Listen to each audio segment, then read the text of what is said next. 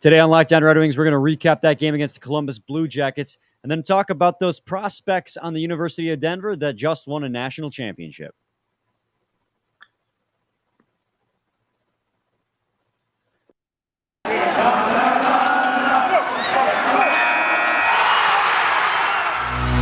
You're Locked On Red Wings, your daily podcast on the Detroit Red Wings. Part of the Locked On Podcast Network, your team every day.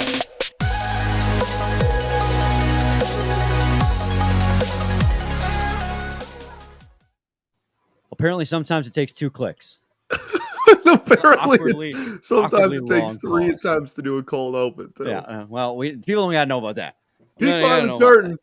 Took Brian 3 tries. No, we're good. We're good. I hit the intro, and then it didn't go, and then it was awkward pause. I'm like, okay, again. Well, we're here. Yeah. Monday edition, Lockdown Red Wings podcasts. We are your hosts, Brian Fisher and Scotty Bentley. Thanks for making Lockdown Red Wings your first listen every single day. We are free and available on all platforms. Today's episode is brought to you by BetOnline. BetOnline has you covered this season with more props, odds, and lines than ever before. BetOnline, where the game starts. You mouthing it after me? Yeah. So bittersweet weekend in multiple fronts. Lots of different fronts. So the Red Wings battled back, tied the game up, forced overtime, and then promptly lost in overtime, give another hat trick. We're going to talk about that for the first 2 segments here. Final segment, we're going to talk about the University of Denver and the 3 Red Wings prospects that are on it. They just won a national championship. Super exciting. The bittersweet part of that comes in the fact that they had to beat the University of Michigan in the Frozen Four. That stings. That does sting a little bit. It's exciting for the Red Wings prospects, but it stings to have that great of a roster at the University of Michigan get eliminated in the Frozen Four. But Denver's they won the championship, but they're always a good-ass team. I think 9 titles for them now. If they get another one, they'll be the first to reach 10 titles in hockey. Crazy. Yeah, no, the Frozen Four was pretty. First off, Frozen Four is sick. Oh yeah. If you're a Red Wings fan and you're a hockey fan, but you don't watch college hockey, you should, because it's electric. But yeah, the Frozen Four as a whole, I mean the whole tournament from the beginning, there was a lot of blue bloods, a lot of been there, done that kind of teams, and yeah, certainly a blue blood matchup there. Denver, Michigan. Yeah, and as far as the bittersweet part for you, Scotty, led off the weekend on a super amazing note. Not the Red Wings, the Tigers rather battled back from down. What was it, 2-0? 3 to 0. Or was 2-0? No, 3-0. Then the White Sox took the lead again, 4-3. Tie game, win it in the bottom of the 9th. Super exciting way, especially when it came off the heels of an Austin Meadows triple, then a reviewed Javier, thank you. Single off the wall that had to be reviewed. Like, super exciting. You're like, this is it. Tigers going to win the whole thing. And then they just lay 2 straight eggs. So that, I think you said it before we started recording, but an exhausting weekend for you. Yeah. Mostly just exhausting because of a lot of the discourse now surrounding the team. Like, it's very exhausting to have the same conversation with like everybody, and there's people that are like, oh yeah, well, this team sucks and the season's over and we're terrible and we're gonna lose 100 and all of our prospects are busts, and it's just it's so ridiculous that it's 3. I've said this a million times on the Locked On Tigers show for today, but it's 3 games against comfortably the best team in the division, and it's the first 3 games of the year. And it's 40-degree weather in a huge ballpark. Like, you gotta calm down a little bit. Well, like, for instance, remember that Victor Reyes triple from Sunday's game? That'd be a home run in most ballparks. I mean, yeah, and a lot of them, especially by June again. Yeah.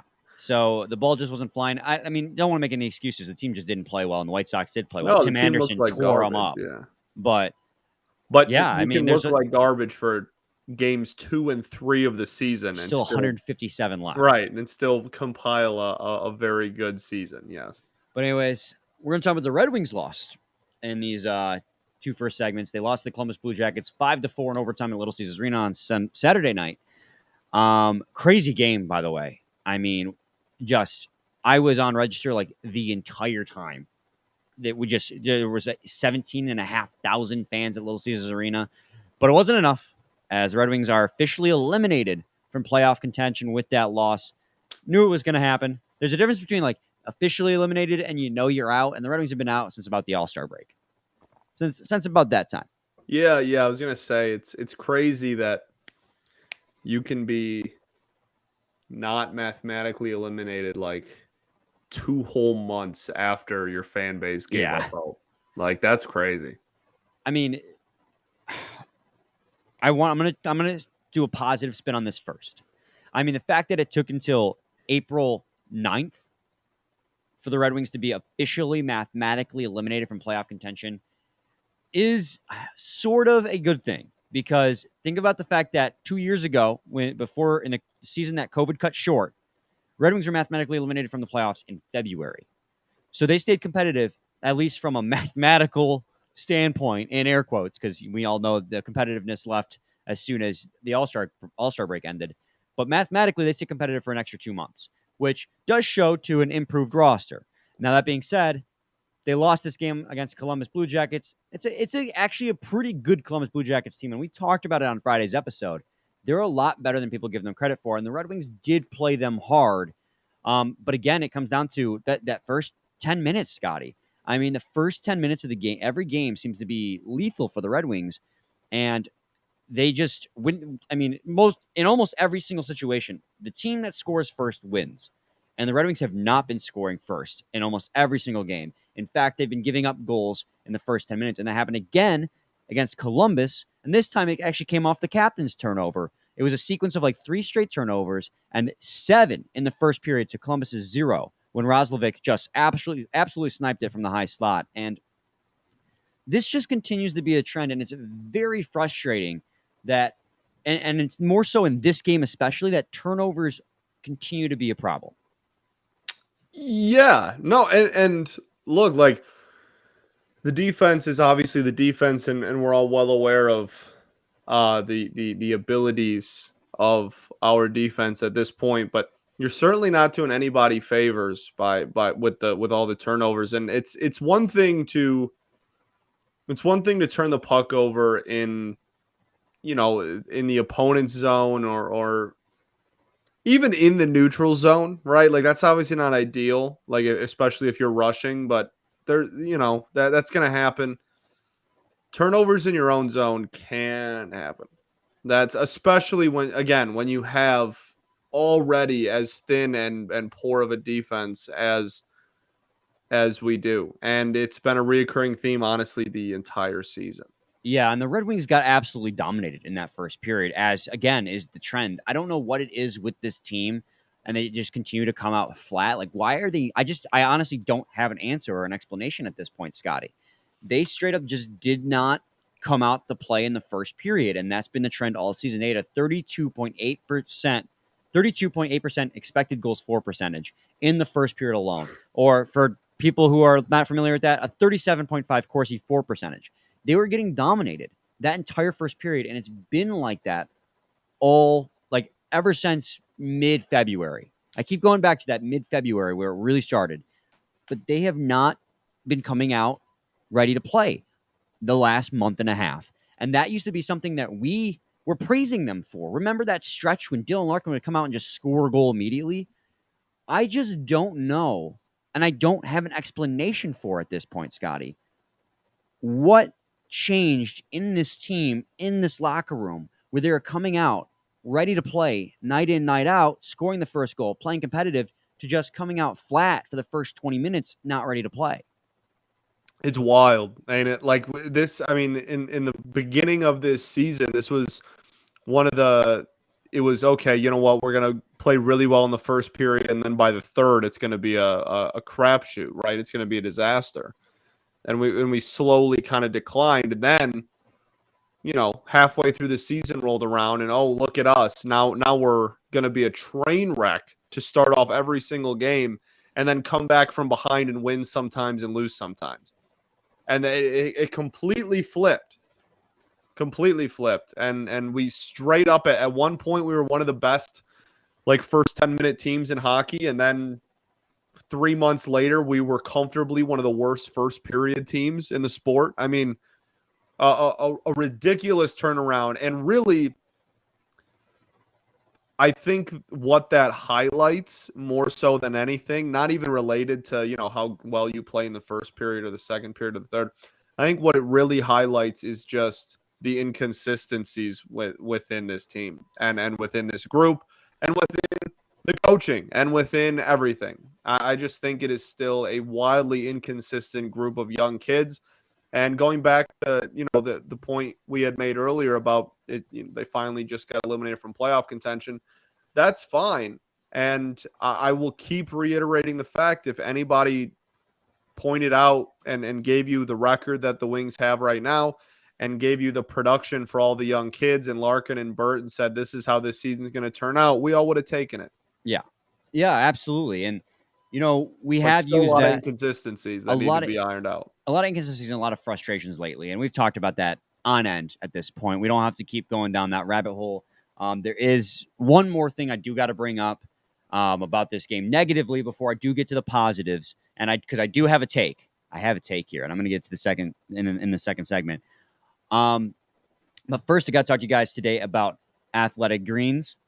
Our next partner has a product I use literally every single day. I started taking AG1 because, honestly, they sent me a box of stuff. And that's how you always get started with this stuff. I'm not going to sugarcoat it. They send you this stuff. They want you to try it. But I'm not lying to you guys. It's actually really good. I mean, Scotty called me out on a podcast the other day. I was using the bottle. I've been using the stuff that they give us. They give us powders. They give us pills. This stuff helps with your gut health. It helps with your digestive problems, helps with, a myriad of other things as well, bathroom stuff. But it really does improve how you feel. And on top of that, it's good for you. I love it, man. I've been using it every single morning since they gave it to me, and I'm absolutely re-upping when I'm getting relatively close to running out here because they gave it to us a little over a month ago. Yeah. I'm getting pretty close to running out, and I'm absolutely re-upping, man. It's like part of my routine now, first thing in the morning, every single morning. Yeah, I'm really glad because this is one of those things where like they send you the stuff so you can try it. So when you're reading it, you know what you're talking about. And this was a situation where I'm like, I'm really glad that this happened. Yeah. Because like I actually feel good every single day. Like it's been great. So what is this stuff? With one delicious scoop of AG1, you're absorbing 75 high-quality vitamins, minerals, whole food sourced superfoods, probiotics, and adaptogens to help you start your day right. This special blend of ingredients supports your gut health, your nervous system, your immune system, your energy, recovery, focus, and aging, all those things. It's lifestyle friendly, whether you eat keto, paleo, vegan, dairy-free, or gluten-free. Contains less than 1 gram of sugar, no GMOs, no nasty chemicals or artificial anything, while still tasting super good. Athletic Greens was created when the founder experienced a ton of gut health issues and ended up on a complicated supplement routine to recover. It cost him $100 a day. In 2020, AG donated over 1.2 million meals to kids in 2020. To make it easy, Athletic Greens is going to give you a free 1-year supply of immune-supporting vitamin D and 5 free travel packs with your first purchase. All you have to do is visit athleticgreens.com/NHL Network. Again, that's athleticgreens.com/NHL Network to take ownership over your health and pick up the ultimate daily nutritional insurance. All right, segment 2, Locked On Red Wings podcast. Scotty and I are breaking down our thoughts and feelings on that Columbus Blue Jackets win over the Detroit Red Wings in overtime. One last negative thing I got to talk about, Scotty. Red Wings gave up yet another hat trick in this game. I believe it was their 11th of the season. Thankfully, it's kind of sad that I have to say this. Thankfully, it wasn't a first career hat trick they gave up this time. So Roslovic's second career hat trick. He had the OT winner, which sealed the deal for him. Super fun. It just goes back to like, even in games. So this game, they played them pretty tight. After the first period, the Red Wings dominated. It was an entertaining game. It was an entertaining game. They dominated the second period. It was a pretty close, even third period, especially the last 5 minutes where the Red Wings came back, scored 2 quick ones, tied it up. It was an exciting game. So I'm not trying to make it out to be like it was the 11-2 Pittsburgh Penguins loss. But even in the exciting close games, the problems are still prevalent. And that's something we're going to have to also, we are going to have to deal with, but should not at the same time accept for the future going forward. Because the fact that They've given up yet another hat trick. They had 7 turnovers when they gave up the first goal. I mean, the shot. I'll throw up the heat map yet again. I mean, it's just a continued problem with this team where they have no defense. And when I'm saying again, when I say they have no defense, I don't mean as if their defense alone. I'm talking about the defensive side of the forwards too. You look at the heat map. The Columbus Blue Jackets again swarm the slot. This is all situations. They had 4 goals that occurred in the slot, including the Roslovic's first goal that came just above the circles. This is just a continued problem. They just cannot stop teams from scoring goals in the slot and creating pressure in the slot. It's just so frustrating. Yeah, but I mean, there's no stopping anywhere. I mean, look at that. You got inside of both circles, you got the slot, and you got right on top of the net. Just all dark blue. I honestly, Scotty, I'm at a loss as to what more to say about the team's defense. Say about it? Yeah. No, there isn't. They're just bad. It's bad. It's bad. It's not going to get any better in the last 9 games of a season. We know it's bad. It's going to stay bad. And honestly, at this point, not to be a Debbie Downer, even if they play well, it doesn't even matter. It literally does not even matter. Like if the defense put up a defensive masterclass for one of these last games of the season, it doesn't even matter. Okay, that's one game. We have a whole sample size of this defense, a whole season sample size of this defense being horrible. And half the defense isn't coming back next year? More than half? I mean, it literally doesn't even matter. Not to be like a like an ass, but it literally wouldn't even matter, even if they did put up like a crazy impressive defensive game. If Seider puts up crazy impressive individual performances defensively, that obviously is a big deal. But I mean, again, for literally everybody else, it's like, okay, cool. That's great. I'll take a good performance. I'll take a win always. But it doesn't really change the landscape of anything. No, it really doesn't. And I don't want to keep beating the dead horse over and over again. No, of course. Yeah. I don't want to just come on here and talk about how bad everything is. It's just been true. And this is what it's going to be until the end of the season. We're going to make it through. We're going to get there. And then offseason happens. You make some moves. Defense gets better. Anyways, on terms of what happened good in this game, Jakub Vrana scored another 2 goals in this game. And he just continues to be a weapon for the Red Wings on the ice. When he's on the ice, he's an offensive weapon. His defensive side of the puck could use a little bit shoring up, but he is a threat whenever he is on the ice with 2 more goals. He's got, I think, 14 points so far in 16 games. If I just want to double check on that before I spew off wrong stats. He's a menace. Yeah, he's got 14 points in 16 games so far this season. I can't believe he's already played 16 games. It does not feel like it's been that many. And he's got 10 goals in those 16 games. He's an absolute menace. He's got a shooting percentage with the Red Wings this season of 25%, and a shooting percentage with the Red Wings last season of 25%. Again, small sample size for both of those. 10 games last season, 16 this season. But here's my take. Is Jakub Vrana sustainable? Yes. Yes. Is it sustainable? No. Is Jakub Vrana an elite level scoring threat in the NHL? I mean, it's really hard to argue either way. It's obviously hard to say, oh yes, because he is in 26 games in his NHL, you know what I mean? In the last 2 seasons, sure, you know what I mean? That's tough because it is such a small sample size. But at the same time, it's pretty much impossible to really argue the flip side too hard either. It's pretty difficult to say, oh no, definitely not. I don't know. I don't think you can really give a definitive no either, because he has been so ridiculous in that small sample size. Yeah, and so obviously when he played with the Washington Capitals, pretty easily he was going to accrue above 50 expected goals for percentage, and above 50 Corsi, above 50 Fenwick. But the fact that this season in 16 games, and again, I'll reiterate, small sample size, the fact that this season he's able to do that yet again with the Detroit Red Wings, a much worse team, it really speaks volumes to the offensive threat he is. And I know he's on a hot streak right now, and 25% shooting percentage is not sustainable. And I completely am aware of that. But the fact that on a team this poor, with a collective expected full goals for percentage of 47, he's 4% above that at 51, really speaks to when he's on the ice, the impact he is having. Which brings me back again to why is he only playing 12 minutes a night? And I know he's not playing penalty kill, so I know that's going to impact his times on the ice because the Red Wings take a lot of penalties. So I understand that that's going to impact it. But the fact that in the gaming on Saturday, he had 12 minutes on the ice absolutely blows my mind. Yeah, it's in my opinion, it's inexcusable. That's blasphemy. I'm not sure how you can justify that. Or maybe Assuming health, I think that's unjustifiable.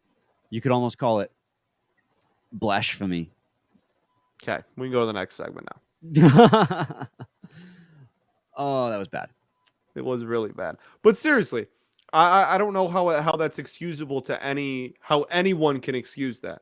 No matter your opinion on Blashill, no matter your opinion on Vrana, no matter your opinion on anything, there's no way you can create like a full justifiable reason and argument against or for playing him that little.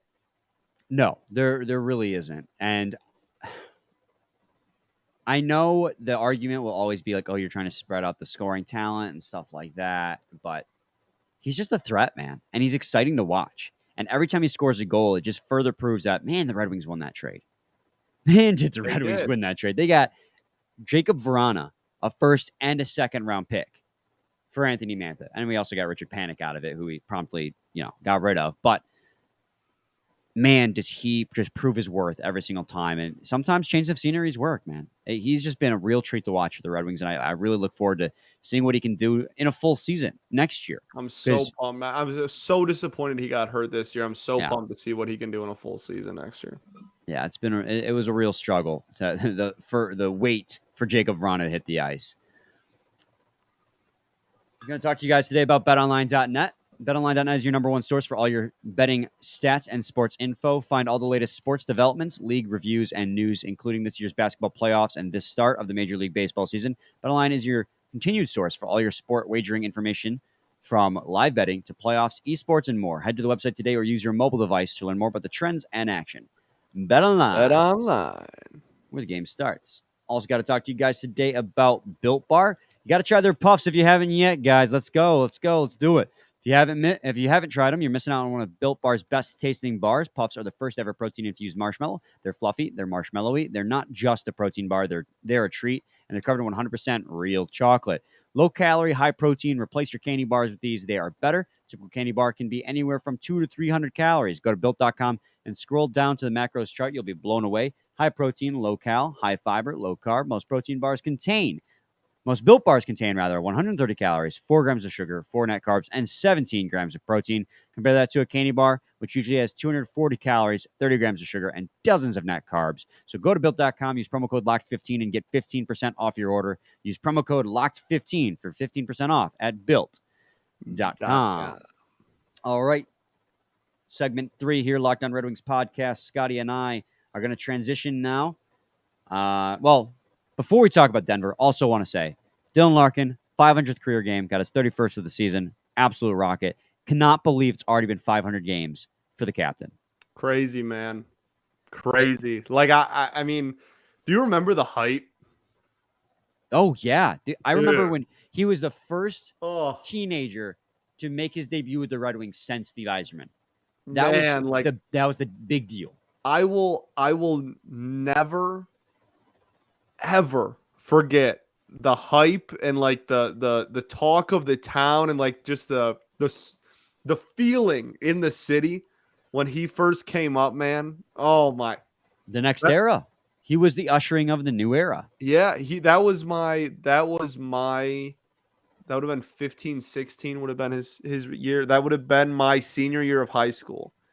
And I will never forget, man. I will never forget the like going to games and everybody like freaking out every time he touched the puck and everybody like, oh, like look how fast the kid is and just going on the internet and it was all like, man, how like he's established and it's fun now to see him be the captain and be like the point per game player and step up and be that 1C that we can build around and stuff. And that's awesome. And I love him to death, but I will always cherish and remember just the feel. Like there's just like some dudes get called up and there's just like a feel within the city. And I will never forget that season and just what it was like when he first got called up, man. I will never forget it. It was to the likes of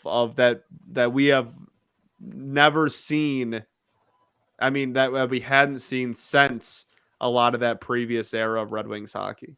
He went from exciting rookie to veteran leader so quick, like the blink of an eye. It's right, crazy. Because I mean, because the team, you know, they traded everybody older than him away, right? Yeah, so, like he kind of had to. I'm not talking about just necessarily that. I'm talking about the time frame. Just it flew by. Oh yeah, like, absolutely. He's the second year as captain. He's 26 years old, or will be 26 come June. I mean, he's just. It just flew by, and here we are. And now he is the veteran presence on the team. Obviously, you got a couple guys older than him, like Sam Gagner and Mark Stahl on the roster, but he's the captain. Like he used to have a Stahl next to Henrik Zetterberg, so Zetterberg could teach him the ropes. Right. And now he's going to have guys next to him as he's teaching them the ropes. And it's just it's insane to think about how fast that happened. It was real quick, man. It was real quick, and 500, like.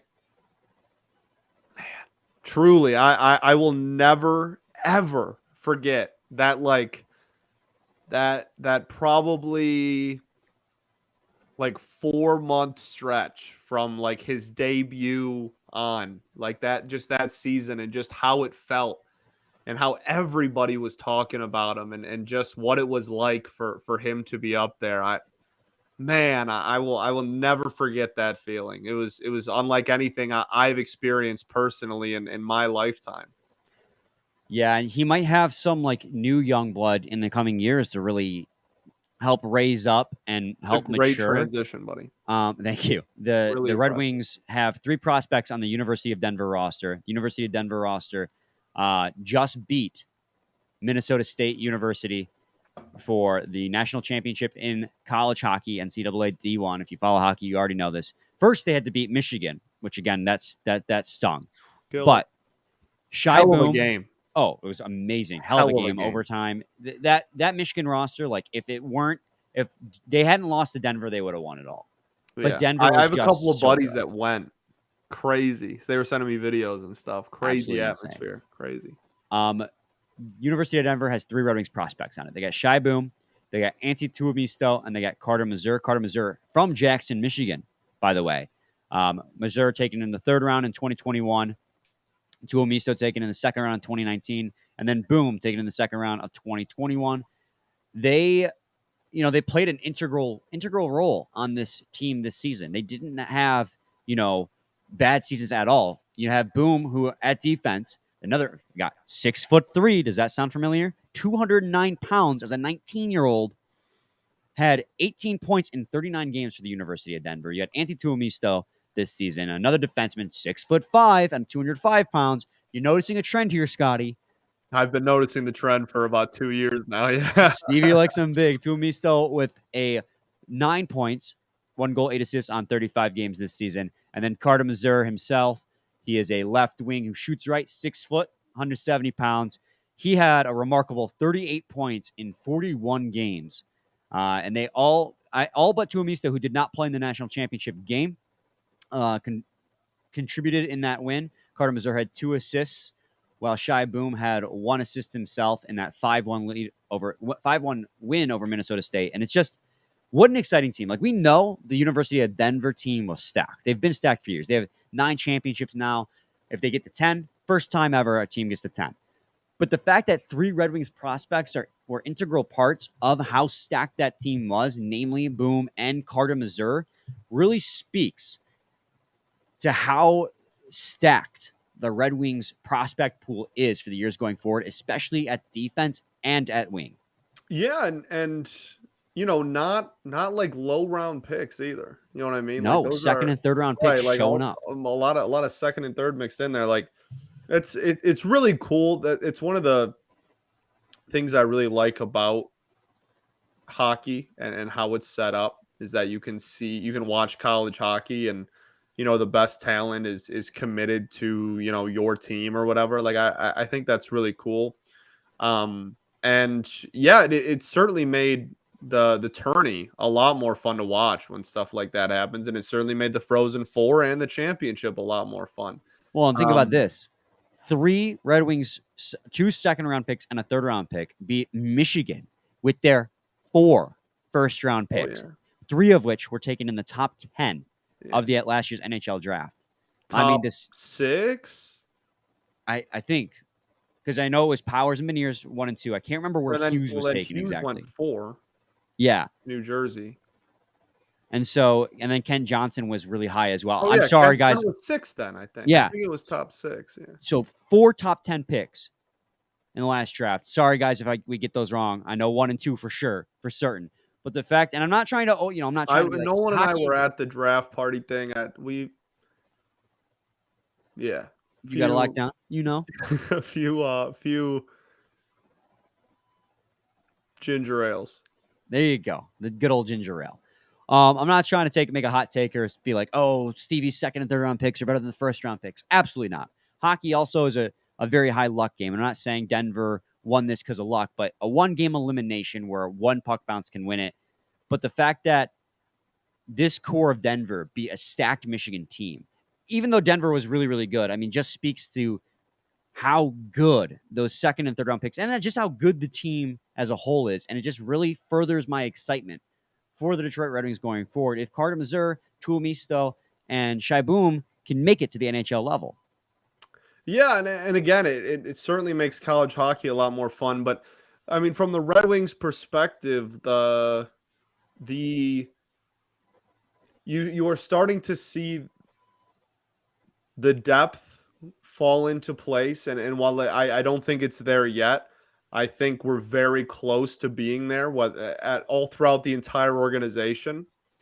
And you're going to start seeing a lot more organizational depth, and I think that that's vital to sustained success. So while the product this year, maybe people were hoping for a little bit more, I still venture that this is a successful season, and next season maybe people want a bigger step forward than what we're going to get, but trust the process, because that depth is slowly getting better and better, and we're creating a very deep and full organization that's going to be really fun. And yeah, because I'm not trying to make like a hot take, like these guys are going to be ready next year and all that. But the step forward that guys like Mazur and Buium took this season, like the step in their development they took was phenomenal. And that's exactly what you want to see out of guys you take in the second round and the third round. It was really encouraging to see. So I'm really excited. Scotty. Brian. Should we do Tankathon real quick? Let's do it. Let's see.